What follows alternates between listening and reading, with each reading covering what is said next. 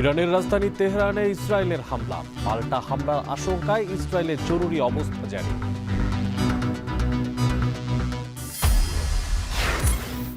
লন্ডনে Kings Charles harmony award নিলেন প্রধান উপদেষ্টা ডক্টর ইউনূস। তারেক রহমান বৈঠক আজ। এই বৈঠক যদি ফলপ্রসূ না হয় তাহলে কিন্তু আবার এর প্রভাবটা সুদূর প্রসারী খারাপও হতে পারে। বৈশ্বিক রাজনীতির বার্তা দেওয়ার জন্য যে প্রফেসর ইউনূস একা নন এবং বিএনপি প্রফেসর ইউনূসের বিরোধী নয়, এই বার্তা দুই পক্ষে দেওয়া দরকার। ঈদের ছুটি শেষে কর্মস্থলে ফিরছেন অনেকে, সড়ক ও রেলপথে ভিড়, বাড়তি ভাড়া নেওয়ার অভিযোগ।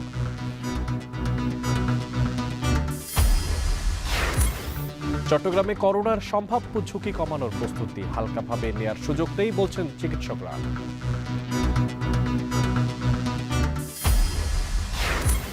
এবং ৩ সংস্করণ ৩ অধিনায়ক, নতুন কৌশলের পথে বাংলাদেশের ক্রিকেট, তারুণ্যে ভরসা রেখে রূপরেখা।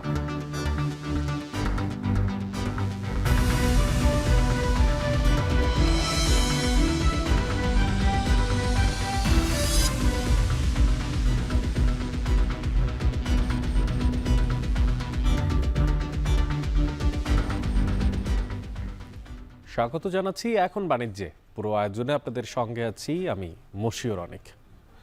ইরানের পারমাণবিক ও সামরিক স্থাপনাকে লক্ষ্য করে ভয়াবহ বিমান হামলা চালানোর দাবি করেছে ইসরায়েল। শুক্রবার রাতের এই হামলায় ইরানের বিপ্লবী গার্ড প্রধান হোসেন সালামি নিহত হয়েছেন বলে খবর প্রকাশ করেছে বিভিন্ন আন্তর্জাতিক গণমাধ্যম। এখনও প্রতিক্রিয়া না দিলেও তেহরানে আন্তর্জাতিক ফ্লাইট চলাচলে স্থগিত ঘোষণা করেছে পেজেশকিয়ান প্রশাসন। এদিকে ইরানে ইসরায়েলি হামলার সঙ্গে যুক্তরাষ্ট্রের সংশ্লিষ্টতা নেই বলে বিবৃতি দিয়েছেন মার্কিন পররাষ্ট্রমন্ত্রী। বিস্তারিত জানাচ্ছে তৌহিদুর রহমান। স্থানীয় সময় শুক্রবার রাত ৩টার দিকে ইরানের রাজধানী তেহরান সহ বিভিন্ন জায়গায় মুহুর্মুহু বিমান হামলা চালায় ইসরায়েল। হামলার দায় অস্বীকার করেছেন ইসরায়েলের প্রতিরক্ষামন্ত্রী। এই হামলায় রাজধানী তেহরান সহ দেশটির বিভিন্ন পারমাণবিক ও সামরিক স্থাপনা লক্ষ্যবস্তু করা হয়েছে বলে দাবি আইডিএফ-এর। ইসরায়েলি হামলায় ইরানি বিপ্লবী গার্ড প্রধান হোসেন সালামি নিহত হয়েছেন বলে খবর প্রকাশ করেছে ইরানের রাষ্ট্রীয় গণমাধ্যম সহ বিভিন্ন আন্তর্জাতিক গণমাধ্যম। এর মধ্য দিয়ে মধ্যপ্রাচ্য জুড়ে উত্তেজনার পারদ এখন তুঙ্গে। আইডিএফ দীর্ঘ সময় ধরে এই অভিযানের জন্য প্রস্তুতি নিয়ে রেখেছে এবং প্রতিরক্ষা ও আক্রমণ উভয় ক্ষেত্রেই সম্পূর্ণরূপে সক্ষম বলেও জানিয়েছে। צה"ל יצא הלילה למבצע עם כלבי לתקיפת האיומים האסטרטגיים של איראן על מדינת ישראל. אנו במערכה היסטורית שלא הייתה כדוגמתה. זוהי מערכה גורלית למניעת איום קיומי מצד אויב המבקש להשמידנו. অপারেশন রাইজিং লায়ন নামে ইরানে শুরু করা অভিযান যতদিন প্রয়োজন ততদিন অব্যাহত রাখার হুমকি দিয়েছেন ইসরায়েলের প্রধানমন্ত্রী Benjamin Netanyahu. Moments ago, Israel launched Operation Rising Lion, a targeted military operation to roll back the Iranian threat to Israel's very survival. This operation will continue for as many days as it takes to remove this threat. Israel পারমাণবিক স্থাপনায় হামলার দাবি করলেও ইরানের রাষ্ট্রীয় গণমাধ্যমের তথ্য বলছে আবাসিক এলাকায় হামলা চালিয়েছে ইসরায়েল। প্রমাণ হিসেবে আবাসিক ভবন ও যানবাহন ক্ষতিগ্রস্ত হওয়ার ফুটেজও প্রকাশ করা হয়েছে। এই ঘটনার পর ইরানি কর্তৃপক্ষ তেহরানের আন্তর্জাতিক বিমানবন্দরে বিমান চলাচল স্থগিত করেছে। এদিকে তেহরানের প্রতিশোধমূলক ক্ষেপণাস্ত্র ও ড্রোন হামলার আশঙ্কায় জরুরি অবস্থা ঘোষণা করেছে ইসরায়েল। ইতোমধ্যে জেরুজালেমে বিমান হামলার সতর্কতামূলক সাইরেনও বেজে উঠেছে। এছাড়া তেল আবিবগামী ফ্লাইটগুলো অন্যদিকে ঘুরিয়ে নেওয়া হয়েছে বলে জানিয়েছে ফ্লাইট রাডার 24। পারমাণবিক কর্মসূচি ইস্যুতে ইরানের সঙ্গে 5 দফা বৈঠক করলেও কোনো সুরাহা করতে না পারায় মধ্যপ্রাচ্য পরিস্থিতি খারাপ হওয়ার শঙ্কার মধ্যেই ইসরায়েল এই হামলা চালানোয় যুক্তরাষ্ট্রের দিকে আঙুল তুলছেন অনেক বিশ্লেষক। নতুন উত্তেজনার শঙ্কা না থাকলে মধ্যপ্রাচ্য থেকে মার্কিন কূটনীতিক ও সামরিক সেনাদের সরিয়ে নেওয়ার পদক্ষেপ নেওয়া হলো কেন, এ নিয়েও প্রশ্ন তুলেছেন অনেকে। এমন পরিস্থিতিতে ইরানে চালানো ইসরায়েলি হামলার সঙ্গে যুক্তরাষ্ট্রের কোনো সংশ্লিষ্টতা নেই বলে এক বিবৃতিতে জানিয়েছেন মার্কিন পররাষ্ট্রমন্ত্রী মার্কো রুবিও। এমনকি হামলার কিছুক্ষণ আগে তেহরানের সঙ্গে কূটনীতিক সম্পর্ক স্থাপনের জন্য ওয়াশিংটন প্রতিশ্রুতিবদ্ধ বলেও দাবি করেন মার্কিন president Donald Trump. Touhidur Rahman, এখন বিশ্ব। আহমেদাবাদে বিমান বিধ্বস্তের ঘটনায় অলৌকিকভাবে বেঁচে গেছেন ভারতীয় বংশোদ্ভূত যুক্তরাজ্যের এক নাগরিক।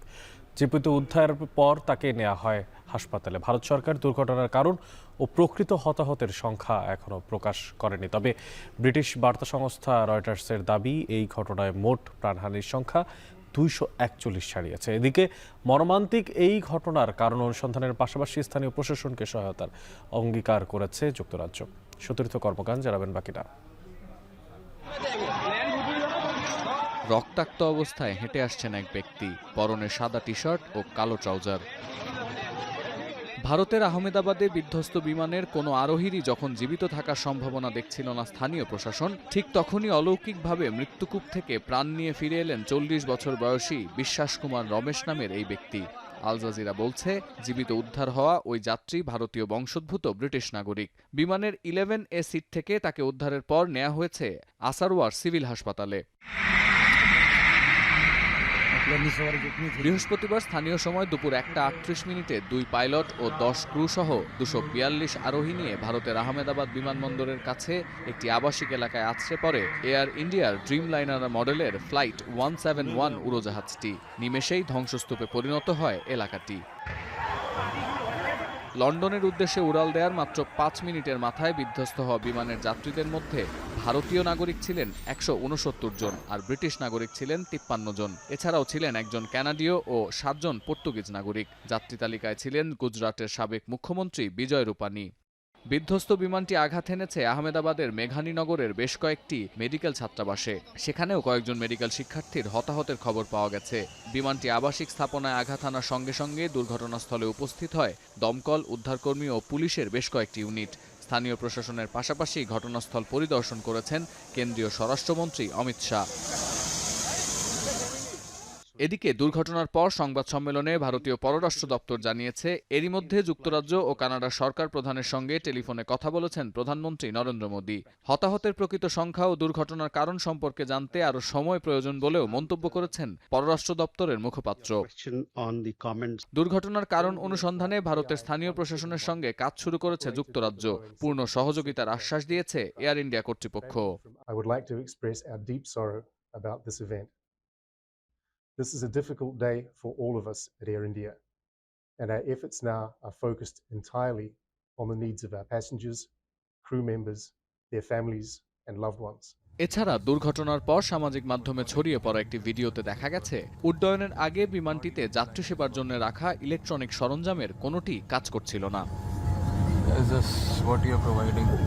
দুর্ঘটনার পরপরই নিহতদের প্রতি গভীর শোক জানিয়ে পরিস্থিতি পর্যবেক্ষণ ও সর্বাত্মক সহযোগিতার আশ্বাস দিয়েছেন ভারতের বেসামরিক বিমান পরিবহন মন্ত্রী রামমোহন নাইডু। শোক জানিয়েছেন ভারতের প্রধানমন্ত্রী নরেন্দ্র মোদী, পশ্চিমবঙ্গের মুখ্যমন্ত্রী মমতা ব্যানার্জি, ব্রিটিশ প্রধানমন্ত্রী কিয়ার স্টারমার সহ বিভিন্ন দেশের সরকার ও রাষ্ট্রপ্রধান। দুর্ঘটনার কারণ সম্পর্কে বিশ্লেষকরা বলছেন, বিমান উড্ডয়নের সময় পর্যাপ্ত উচ্চতায় উঠতে না পারায় এ দুর্ঘটনা ঘটে থাকতে পারে। এক্ষেত্রে পাখির ঝাঁক বা অন্যান্য যান্ত্রিক কারণে বিমানের দুটি ইঞ্জিনই বিকল হয়ে পড়েছিল বলে আশঙ্কা করছেন তারা। সতীর্থ কর্মকার, এখন বিশ্ব।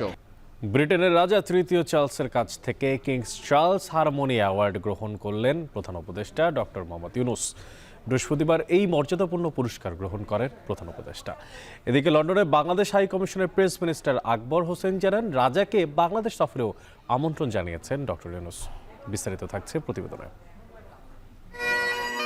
প্রধান উপদেষ্টা অধ্যাপক মোহাম্মদ ইউনূসের 4 দিনের লন্ডন সফর সূচিতে সবচেয়ে গুরুত্বপূর্ণ ছিল কিং চার্লস হারমোনি অ্যাওয়ার্ড। বৃহস্পতিবার এই মর্যাদাপূর্ণ পুরস্কার গ্রহণ করেন প্রধান উপদেষ্টা। স্থানীয় সময় দুপুর 1:30 থেকে অনুষ্ঠান চলে বিকেল 3টা পর্যন্ত। লন্ডনের সেন্ট জেমস প্যালেসে আয়োজিত এক অনুষ্ঠানে রাজা তৃতীয় চার্লসের হাত থেকে পুরস্কার নেন ডক্টর ইউনূস। এর আগে রাজার সঙ্গে একান্ত সাক্ষাৎকালে বাংলাদেশের রোহিঙ্গা ইস্যুসহ নানা বিষয়ে আলাপ হয়েছে বলে জানান লন্ডনে বাংলাদেশ হাই কমিশনের প্রেস মিনিস্টার আকবর হোসেন। অধ্যাপক মোহাম্মদ ইউনূস রাজা তৃতীয় চার্লসের সঙ্গে একটা প্রাইভেট অডিয়েন্স করেছেন, অর্থাৎ তিনি কিছুটা সময় ওনার সঙ্গে একান্তে বসেছিলেন এবং এই বৈঠকে তিনি কিং চার্লসকে বাংলাদেশে সফর করার আমন্ত্রণ জানিয়েছেন এবং একই সঙ্গে রোহিঙ্গা ক্রাইসিস সমাধানে রাজা তৃতীয় চার্লস কোনো ভূমিকা রাখতে পারেন কিনা সেই জন্য তিনি তাকে অনুরোধ করেছেন। ব্রিটিশ রাজার হাত থেকে ডক্টর ইউনূস মর্যাদাপূর্ণ এই পুরস্কার পাওয়ায় খুশি বাংলাদেশিরা। কমিউনিটির বিশিষ্টজনরা মনে করছেন এই পুরস্কার দেশের জন্য গৌরবের। ইউনাইটেড কিংডমের কিংয়ে আমি অ্যাওয়ার্ড করছেন ফর হারমোনি, এটা আসলে বিগ একটা ব্যাপার আমাদের জন্য। And I think we as British Bangladeshi should feel very proud about this and we should celebrate this. প্রাইজটা একজন বাংলাদেশি মানুষ হিসাবে স্থায়ী পাইছেন। এর আগে একজন মানুষের পাইছিলা যে জাতিসংঘের মহাসচিবে, আর দ্বিতীয় ব্যক্তি হইলা আমরা বাংলাদেশের ডক্টর মোহাম্মদ ইউনূস। এই অ্যাওয়ার্ড মূলত সমাজে সাম্প্রদায়িক সম্প্রীতি, সাংস্কৃতিক বৈচিত্র্য এবং টেকসই উন্নয়নে উল্লেখযোগ্য অবদানে দেয়া হয়। অ্যাওয়ার্ড অনুষ্ঠানে ছিলেন David Beckham, Kate Winslet, Meryl Streep এবং পেনি ল্যাঙ্কাস্টারের মতো সেলিব্রিটিরা। এরপর সেন্ট্রাল লন্ডনের হোটেল দ্য ডরচেস্টারে ডক্টর ইউনূসের সঙ্গে মিলিত হন প্রবাসী বাংলাদেশি নেতারা। এ সময় বিভিন্ন দাবি দাওয়া তুলে ধরেন প্রধান উপদেষ্টার কাছে। ভোটাধিকারের জন্য আমি আন্দোলন করেছি আমরা 30 বছর।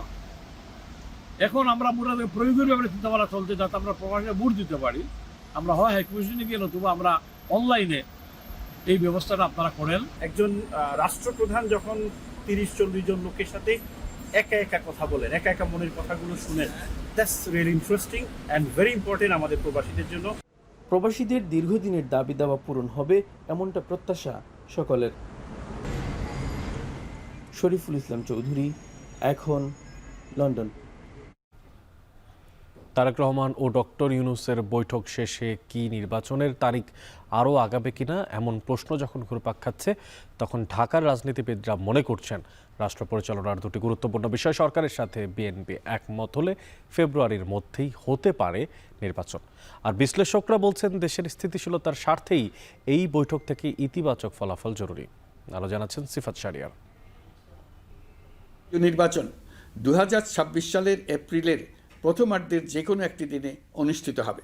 এপ্রিলের প্রথমার্ধে জাতীয় নির্বাচন। প্রধান উপদেষ্টার এমন ঘোষণার পরও রাজনীতির আকাশে পুরোপুরি কাটেনি কালো মেঘ। থেমে থেমে দেখা যায় প্রতিক্রিয়া। এই বৈঠকের সাফল্য কামনা করছে। তবে 2-3 দিন হলো সেটি গুমট বেঁধেছে। বজ্রপাত হবে নাকি কেটে যাবে কালো মেঘ, সেটি নির্ভর করছে শীর্ষ দুই কর্তার উপর।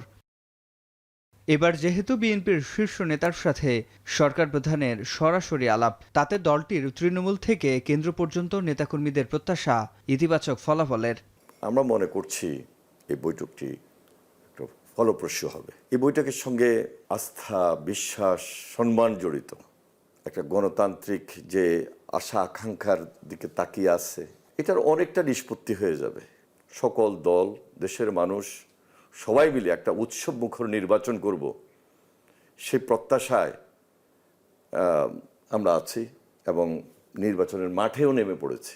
এদিকে এবি পার্টির চেয়ারম্যান মুজিবুর রহমান মঞ্জুর দাবি, বৈঠকে আলোচনা যাই হোক, রাষ্ট্র পরিচালনার দুইটি গুরুত্বপূর্ণ বিষয়ে বিএনপি সরকারের সাথে একমত হলে দলটির দেয়া সময়ই হতে পারে নির্বাচন।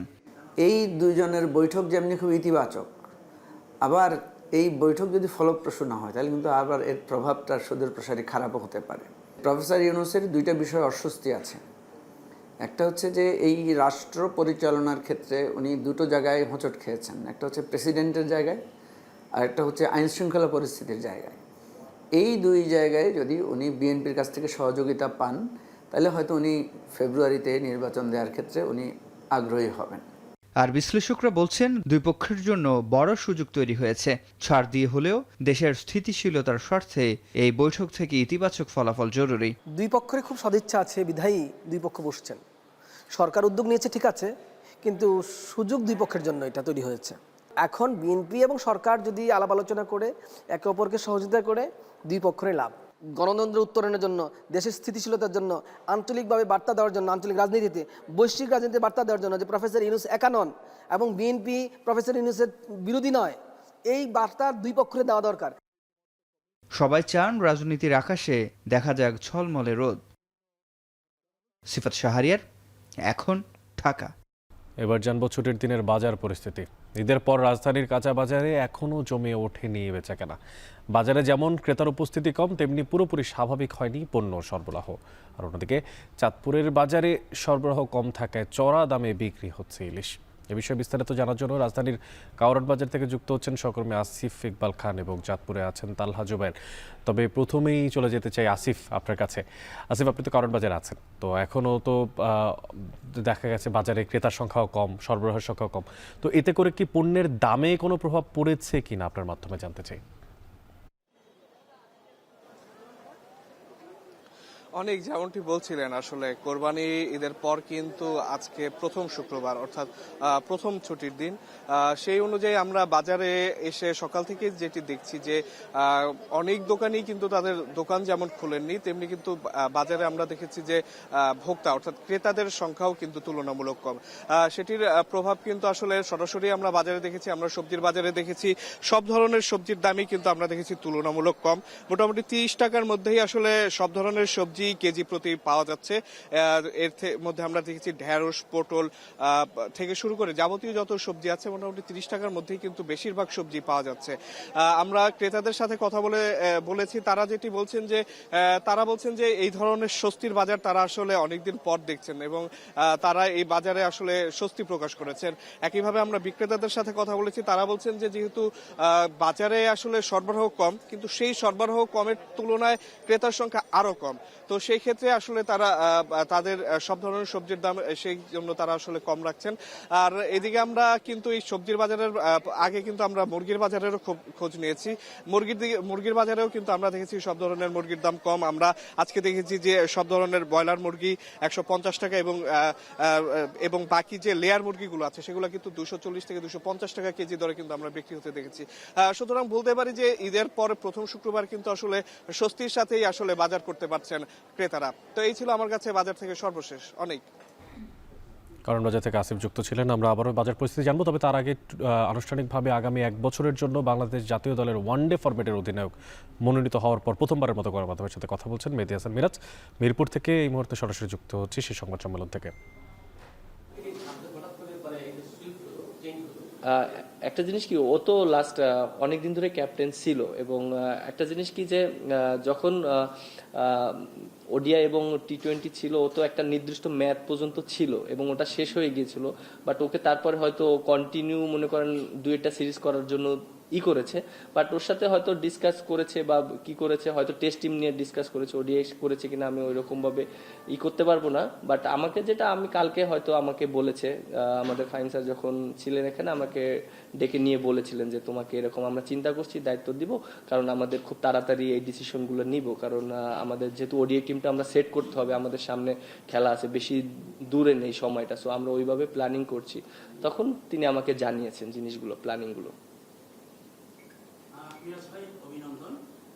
একটু আগে বলছিলেন লং টাইমের জন্য ক্যাপ্টেন্সি পেলে ভালো হয়, আবার এখন এই মাত্র বললেন যে একটা ওডিআই টিম সেট করার ব্যাপার। তো 2027 সালের বিশ্বকাপ পর্যন্ত যদি আপনার ক্যাপ্টেন্সিটা এনশিওর হতো আরো ভালো হতো কিনা? যেমন রিটন দাস কিন্তু 2026 টি20 বিশ্বকাপ পর্যন্ত তার ক্যাপ্টেন্সিটা কনফার্ম।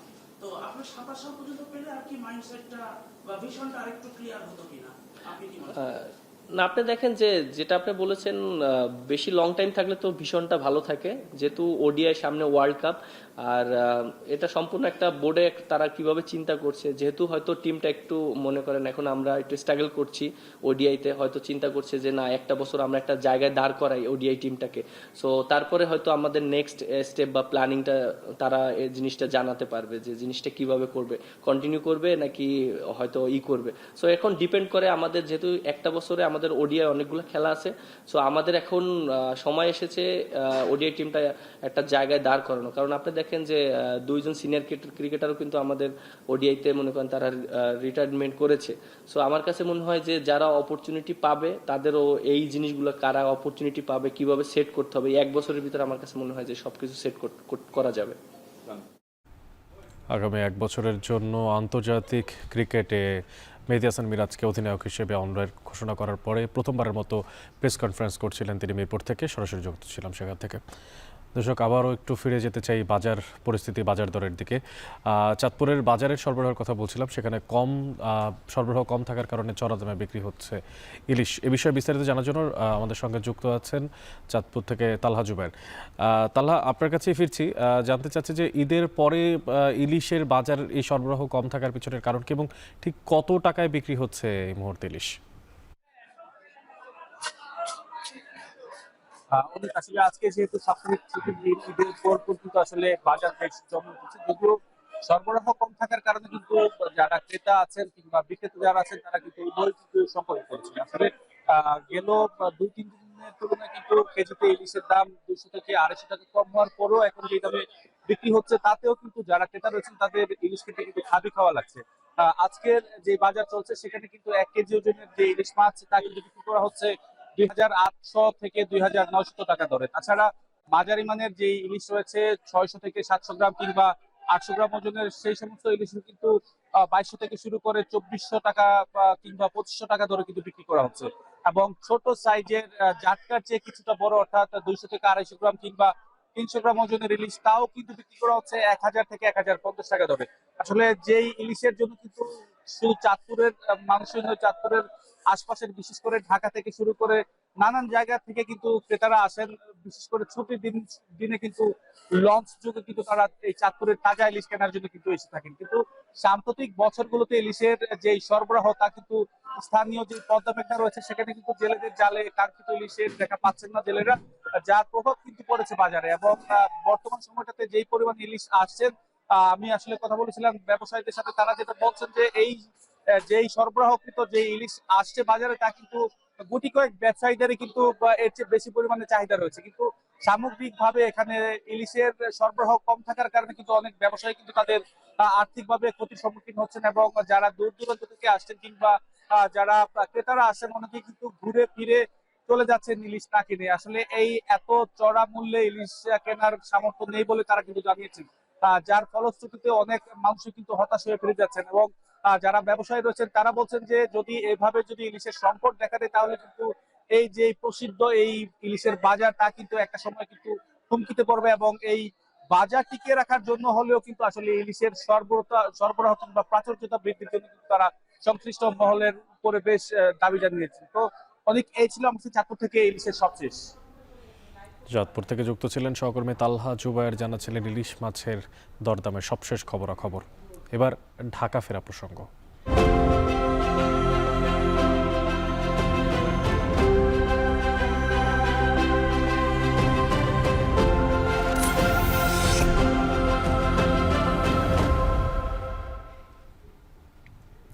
ঈদ উদযাপনের শেষে কর্মস্থলে ফিরছেন মানুষ।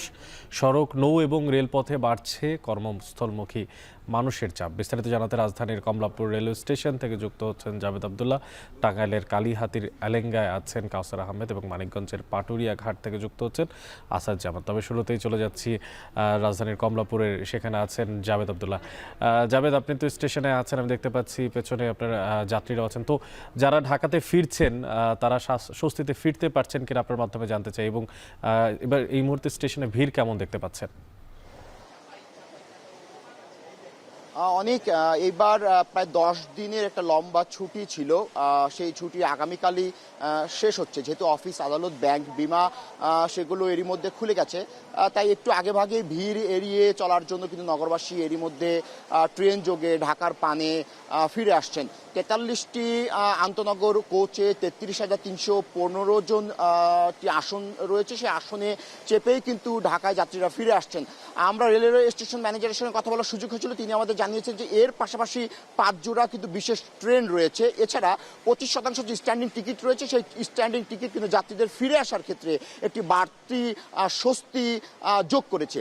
আমরা যাত্রীদের সঙ্গে কথা বলেছি, তারা আমাদেরকে জানিয়েছে যে ঈদ উদযাপন শেষে পরিবার, প্রিয়জনকে রেখে আসা কিন্তু একটু বেদনাদায়ক কষ্টের একটি বিষয়। এছাড়া সকাল থেকে এ পর্যন্ত কমলাপুর প্ল্যাটফর্মে প্রায় 6টি ট্রেন এসেছে।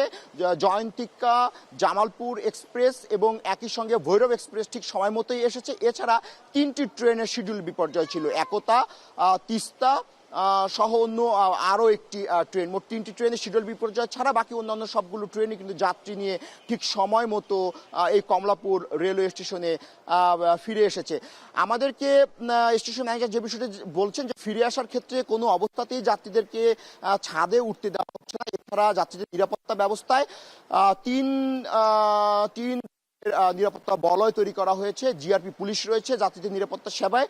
বলা হচ্ছে যে কোনোভাবেই যাত্রীদের এই ঢাকায় ফিরে আসার ক্ষেত্রে তারা উঠতে দিচ্ছে না বা সেই সুযোগ নেই। তো কমলাপুর রেল স্টেশন থেকে অনেক এই ছিল আমার কাছে তথ্য। পরবর্তী সংবাদে তো আমরা আরো ভিন্ন তথ্য নিয়ে আপনার সঙ্গে যুক্ত হব। এবার চলে যেতে চাচ্ছি টাঙ্গাইলে, সেখানে আছেন সহকর্মী কাউসার। কাউসার, আপনার মাধ্যমে জানতে চাই যে যারা সড়ক পথে ফিরছেন তাদের আসলে যে টিকিটের টাকা তা বাড়তি রাখা হচ্ছে কিনা এবং জনমানুষের ভোগান্তির চিত্রই বা কেমন দেখতে পাচ্ছেন?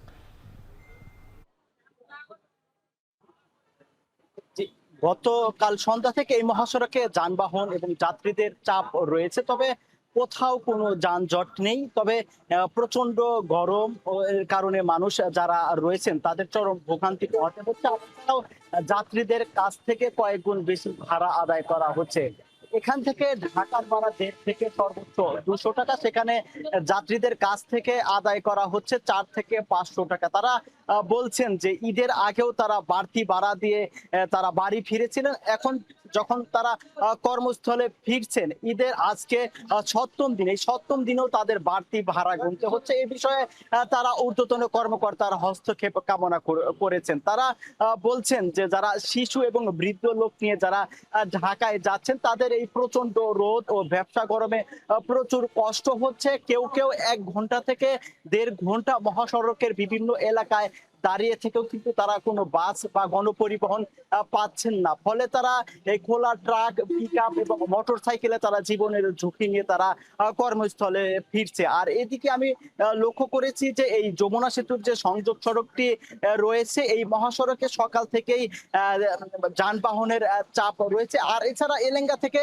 ঢাকার দিকে যানবাহনের চাপ থাকলেও স্বাভাবিক সময়ে যে সময় লাগে তার চেয়ে কম সময়ে তারা ঢাকায় ফিরতে পারছেন। আর এদিকে এই মহাসড়কে ঈদ যাত্রা নির্বিঘ্ন করতে জেলা পুলিশের পক্ষ থেকে টাঙ্গাইল অংশে প্রায় 65 কিলোমিটার এলাকায় 4 শিফটে 6 শতাধিক পুলিশ দায়িত্ব পালন করছেন। আর এদিকে যমুনা সেতুতে গেল রাত 12টা পর্যন্ত 24 ঘন্টায় প্রায় 38,000-এর মতো যানবাহন পারাপার হয়েছে। আর এতে টোল আদায় হয়েছে 2,80,00,000 টাকার মতো। যমুনা সেতুর নির্বাহী প্রকৌশলী জানিয়েছেন যে এই ঈদকে কেন্দ্র করে এই যমুনা সেতুতে যানবাহনের চাপ বেড়ে যায়, যে কারণে স্বাভাবিক সময় উভয় প্রান্তে 12টি বুথের মাধ্যমে টোল আদায় করা হলেও ঈদকে কেন্দ্র করে আলাদা মোটর সাইকেলের লেন সহ উভয় প্রান্তে 18টি বুথের মাধ্যমে টোল আদায় করা হচ্ছে। তবে তারা বলছেন যে যানজট নিরসনে তারা সর্বোচ্চ চেষ্টা করে যাচ্ছেন। আর এদিকে আমার সাথে কয়েকজন পুলিশ সদস্যের সাথে কথা হয়েছে, তারা জানিয়েছেন যে তারা রোদে পুড়ছেন, বৃষ্টিতে ভিজছেন এবং তারা যানজট নিরসনে তারা মহাসড়কে ছাড়তেন না। এছাড়াও তারা বলছেন যে আজ দুপুরের পর থেকে এই মহাসড়কে যাত্রী এবং যানবাহনের চাপ আরো বাড়তে পারে। তো আমার কাছে এই ছিল ঢাকা টাঙ্গাইল যমুনা সেতু মহাসড়কে ঈদ যাত্রার সবশেষ তথ্য। এবার চলে যেতে চাই মানিকগঞ্জে, সেখানে আছেন আসাদ জামান। আসাদ, আপনার মাধ্যমে জানতে চাই যে নৌপথে যারা যাত্রীরা চলাচল করছেন তাদের ভোগান্তির চিত্র কেমন দেখতে পাচ্ছেন এবং এই মুহূর্তে নৌপথে মানুষের ভিড়ই বা কেমন? অনেক আপনি যেমনটি বলছিলেন, আমি এখন রয়েছি পাটুরিয়া 4 নম্বর ফেরিঘাটে থেকে যে বিষয়টি দেখতে পেয়েছি যে ভোগান্তি ছাড়াই কিন্তু মানুষ দৌলতদিয়া থেকে পাটুরিয়া কিন্তু আসছে। তো ঈদ উদযাপন শেষে কিন্তু গতকাল রাত বিকেল থেকেই কিন্তু মোটামুটি যাত্রী এবং যানবাহনের চাপ কিন্তু এই নৌপথে ছিল। সকালে কিছুটা কম থাকলেও কিন্তু বেলা বাড়ার সাথে সাথে যেটা দেখতে পেয়েছি যে যাত্রী এবং যানবাহনের চাপ উভয়ই কিন্তু বাড়ছে। তো আমি কথা বলেছি বিআইডব্লিউটিসির ভারপ্রাপ্ত ডিজিএম আব্দুল সালামের সাথে। তিনি আমাদেরকে জানিয়েছেন যে পাটুরিয়ায় 3টি ঘাট এবং দৌলতদিয়ায় 3টি ঘাটই কিন্তু সচল রয়েছে। আর যাত্রী এবং যানবাহন পারাপার করার জন্য ছোট বড় মিলে কিন্তু 16টি ফেরি কিন্তু এই নৌপথে চলাচল করছে। তারা আমাদেরকে আরেকটি বিষয় জানিয়েছে যে ঈদের আগেও যেমন তারা নির্বিঘ্নে যাত্রী এবং যানবাহন পারাপার করেছে, এখনো কিন্তু তারা করছে।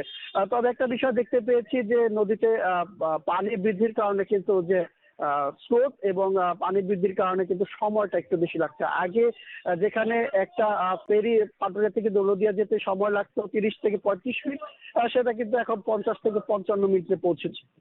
তিনি আমাদেরকে আরো জানিয়েছেন যে যাতায়াত নির্বিঘ্ন করতে কিন্তু পাটুরিয়ায় যে ফেরিগুলো চলে আসছে সেগুলো কিন্তু এখানে বেশিক্ষণ অপেক্ষা করতে দিচ্ছে না। মানে এখানে যাত্রী থাকুক বা যানবাহন থাকুক না থাকুক, সেটা নির্দিষ্ট সময় পরে কিন্তু আবার সেই দলুদিয়া ফেরিঘাটে কিন্তু সেগুলো চলে যাচ্ছে। এবং ওদিক থেকে যেহেতু চাপটা বেশি আসছে, কারণ দক্ষিণ পশ্চিমাঞ্চলের 21টি জেলার মানুষ কিন্তু ঈদ করতে এই নৌপথ ব্যবহার করে থাকেন, সেক্ষেত্রে এখানকার থেকে ওই পাটুরিয়া থেকে যে দলুদিয়া ফেরিগুলো যাচ্ছে সেগুলো কিন্তু এখানে চলে আসছে। একটু আগেও কিন্তু এখানে আমরা দেখতে পেয়েছি যে 10-15 মিনিট পর পরে কিন্তু একটি করে ফেরি আসছে এবং সেগুলো কিন্তু প্রচুর পরিমাণে ফেরি আসছে এবং সেই কিন্তু মানুষ তো অনেক এই ছিল আমার কাছে পাটুরিয়া দলুদিয়া থেকে সর্বশেষ সংবাদ। রাজধানীর নিরাপত্তা নিশ্চিতের অংশ হিসেবে রামপুরা ব্রিজ সংলগ্ন হাতিরঝিলের প্রবেশ পথে 40 তল্লাশি অভিযান চালিয়েছে সেনাবাহিনী। বৃহস্পতিবার রাত 11:30 থেকে শুরু হয় এই তল্লাশি অভিযান। এই সময় রাস্তায় চলাচল করা বাইক, প্রাইভেট কার, সিএনজি চালিত অটোরিকশা সহ অন্যান্য যানবাহনে তল্লাশি চালানো হয়। বিশেষ করে হেলমেট ও কাগজপত্রবিহীন বাইকারদের আইনের আওতায় এনে জরিমানা করা হয়। এ সময় সেনাবাহিনীর পাশাপাশি ছিলেন পুলিশ ও র্যাব সদস্যরা। নগরবাসীর নিরাপত্তা নিশ্চিতে এমন উদ্যোগকে সাধুবাদ জানিয়েছে সাধারণ মানুষ।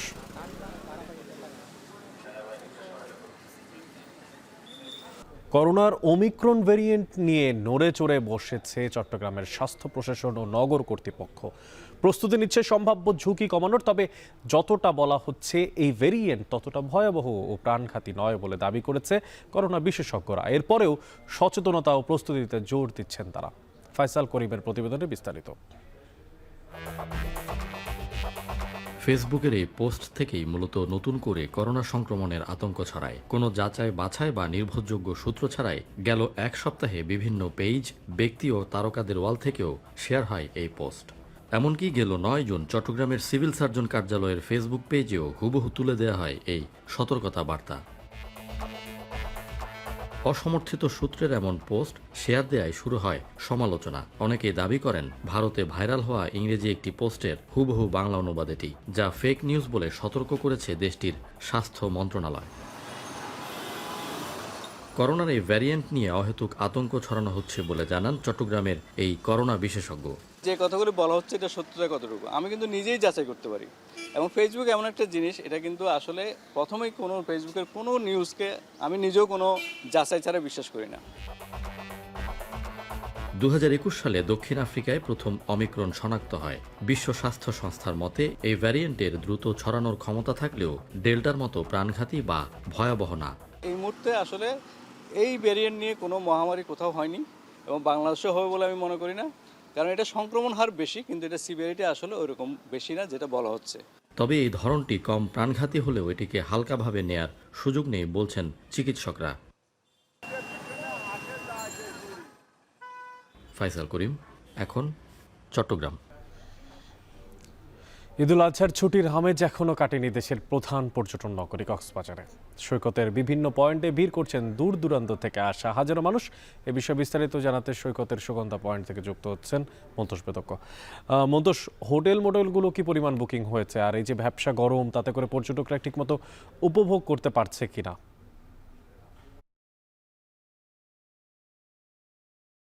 এই মুহূর্তে মাথার উপরে বেশ কড়া রোদ রয়েছে এবং 31 ডিগ্রি সেলসিয়াস তাপমাত্রা। এই ব্যবসা গরমেও আমরা দেখছি যে পর্যটকদের বড় একটি অংশ কিন্তু সমুদ্র স্নানে নেমেছেন এবং সমুদ্রের নোনা জলে আসলে তাদের যে স্বস্তি পাওয়ার চেষ্টা সেটি তারা করছেন। এবং হোটেলগুলোতে আজকে 80 থেকে 90% বেশি কক্ষ বুকিং রয়েছে বলে হোটেল মালিকরা আমাদের জানিয়েছেন, যেটি মূলত পবিত্র ঈদুল আজহার পরদিন থেকে মূলত এই পর্যটকের ঢল কক্সবাজারে আসা শুরু হয়েছে এবং সেটি এখন পর্যন্ত অব্যাহত রয়েছে। অর্থাৎ গত কয়েকদিনে কিন্তু 500 কোটি টাকার বেশি এখানে বাণিজ্য হয়েছে বলে হোটেল মালিকদের একটি সংগঠন রয়েছে, তারা কিন্তু আমাদেরকে সেই বিষয়টি জানিয়েছে। এবং এখানে শুধুমাত্র হোটেল খাত নয়, এখানে হোটেল রেস্তোরাঁ ছাড়াও পরিবহন খাত রয়েছে, সৈকতের ক্ষুদ্র ব্যবসা প্রতিষ্ঠান রয়েছে, ভ্রাম্যমাণ হকাররা রয়েছেন এখানে, যারা ছবি তোলেন কিংবা এখানে যারা কিটকট অর্থাৎ ছাতা চেয়ারের ব্যবসার সাথে যারা জড়িত, কিংবা এখানে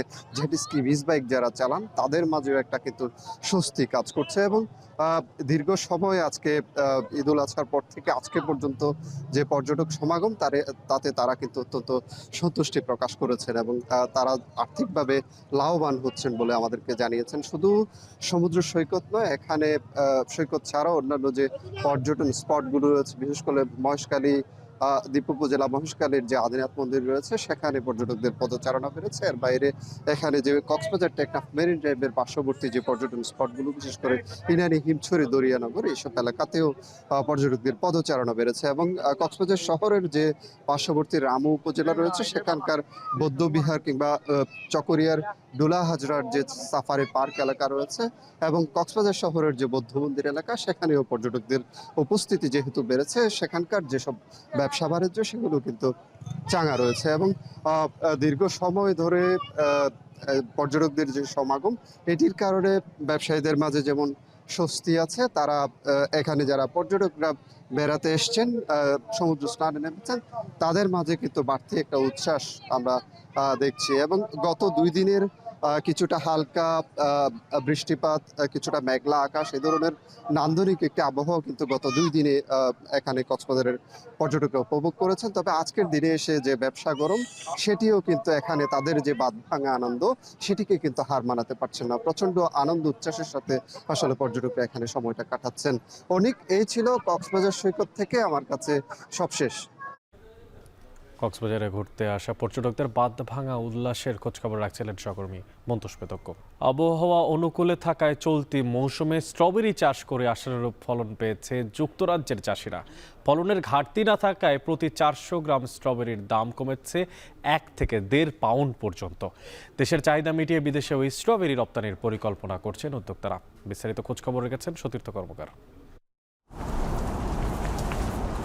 ফসলের বাগানে বসন্তের পরশ, ফল পাকার মৌসুম আসতে না আসতেই রং লেগেছে স্ট্রবেরির ক্ষেতে। দিনে উষ্ণতা আর রাতে শীতল আবহাওয়া থাকায় আশানুরূপ ফল পেয়ে উচ্ছ্বসিত যুক্তরাজ্যের স্ট্রবেরি চাষিরা। The clear skies, the constant 20-degree temperature, but the cool nights, I think that's important. About 9 degrees we had every night for a longer period of time, and I think that's critical for the growth of the strawberries. মৌসুমের দীর্ঘ সময় দিনের আলো পাওয়ায় স্ট্রবেরির স্বাদ, আকার ও ওজন নিয়ে সন্তুষ্ট চাষিরা। নির্দিষ্ট সময়ের আগে বাজারে মিলছে নানা জাতের এই ফল, দামও এবার ক্রেতার নাগালের মধ্যে। দক্ষিণ পূর্ব ইংল্যান্ডের WB চেম্বারের পরিচালক জানান, গেল মে মাসে এই অঞ্চলে দিনের গড় তাপমাত্রা ছিল 20 ডিগ্রি সেলসিয়াস, ভোররাতে যা নেমে আসত 9 ডিগ্রিতে।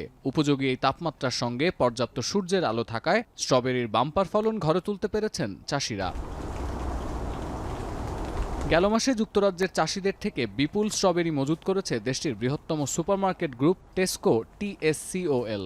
এর আগে টেসকো থেকে 400 গ্রাম ওজনের একটি স্ট্রবেরির বাক্স কিনতে খুচরা বিক্রেতাদের খরচ হতো 2.50 পাউন্ড। এবার ওই একই পরিমাণ স্ট্রবেরির দাম কমেছে 1 পাউন্ড। প্রতিষ্ঠানটির আশা, এবার ব্রিটেন জুড়ে স্ট্রবেরি বিক্রির হার বাড়বে 25% পর্যন্ত। যদিও গেলবার শীত বেশি থাকায় লোকসান হয়, সেখান থেকে শিক্ষা নিয়ে পরিবর্তনশীল আবহাওয়ায় চাষাবাদের প্রশিক্ষণ নিয়েছেন অনেকেই। পাশাপাশি স্টারমার প্রশাসন ইউরোপীয় ইউনিয়নের সঙ্গে বাণিজ্য সম্পর্ক পুনরায় স্থাপন করার পরিকল্পনা হাতে নেয় এই স্ট্রবেরি বাইরে রপ্তানির কথাও ভাবছেন উদ্যোক্তারা। সতীর্থ কর্মকার, এখন বিশ্ব। শেষ করছি এখন বাণিজ্য, তবে তার আগে শিরোনামগুলো জানিয়ে দিচ্ছি আরও একবার।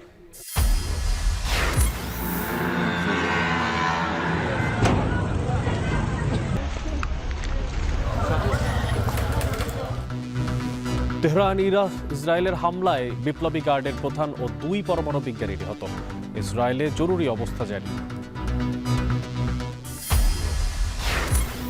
লন্ডনে কিংস চার্লস সেরেমনি অ্যাওয়ার্ড নিলেন প্রধান উপদেষ্টা ডক্টর ইউনূস। তারেক রহমান বৈঠক আজ। এই বৈঠক যদি ফলপ্রসূ না হয়, তাহলে কিন্তু আবার এর প্রভাবটা সুদূর প্রসারী খারাপও হতে পারে। বৈশ্বিক রাজনীতির বার্তা দেওয়ার জন্য যে প্রফেসর ইউনূস একা নন এবং বিএনপি প্রফেসর ইউনূসের বিরোধী নয়, এই বার্তা 2 পক্ষে দেওয়া দরকার। ঈদের ছুটি শেষে কর্মস্থলে ফিরেছে অনেকেই। সড়ক ও রেল পথে ভিড়, বাড়তি ভাড়া নেওয়ার অভিযোগ।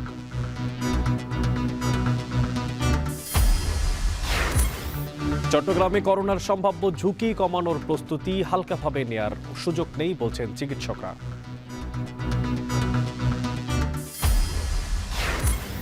এবং 3 সংস্করণ 3 অধিনায়ক, নতুন কৌশলের পথে বাংলাদেশের ক্রিকেট, তারুণ্যে ভরসা রেখে রূপরেখা।